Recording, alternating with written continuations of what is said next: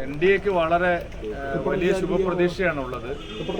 കാരണം ഒന്നാം ഘട്ട തെരഞ്ഞെടുപ്പിലും പ്രധാനപ്പെട്ട തദ്ദേശ സ്ഥാപനങ്ങളിലെല്ലാം NDA വലിയ മുന്നേറ്റം ഉണ്ടാക്കി എന്നുള്ളതാണ് റിപ്പോർട്ടുകൾ.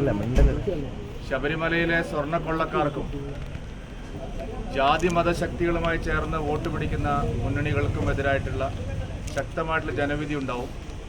ശബരിമലയിലെ സ്വർണ്ണക്കൊള്ള അന്വേഷണം പത്മകുമാറിൻ്റെ അറസ്റ്റോടെ അവസാനിപ്പിക്കുന്ന മട്ടിലാണ്. ഉന്നത കേന്ദ്രങ്ങളിലേക്ക് അന്വേഷണം പോകുന്നില്ല. ഇതെല്ലാം വോട്ടർമാർക്കിടയിൽ വലിയ തോതിൽ അമർഷം ഈ സർക്കാരിനെതിരെ ഉണ്ടാക്കിയിട്ടുണ്ട്. UDF ആവട്ടെ ഇക്കാര്യത്തിൽ അവരും തുല്യമായിട്ടുള്ള കുറ്റക്കാരാണ്. UDFൻ്റെ ഭരണകാലത്തും വലിയ തോതിലുള്ള ദേവസ്വം കൊള്ളയാണ് കേരളത്തിൽ നടന്നിരിക്കുന്നത്.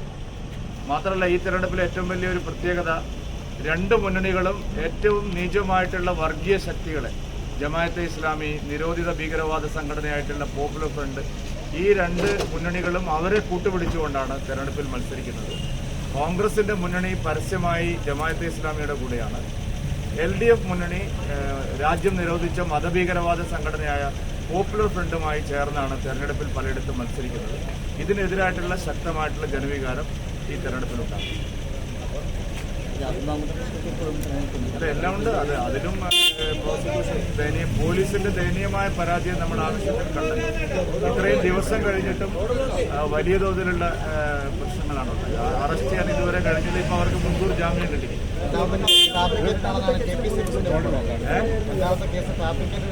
അല്ല, അതിപ്പോ കോൺഗ്രസ് ആദ്യമേ അവരെ സംരക്ഷിക്കാൻ ശ്രമം നടത്തിയത്.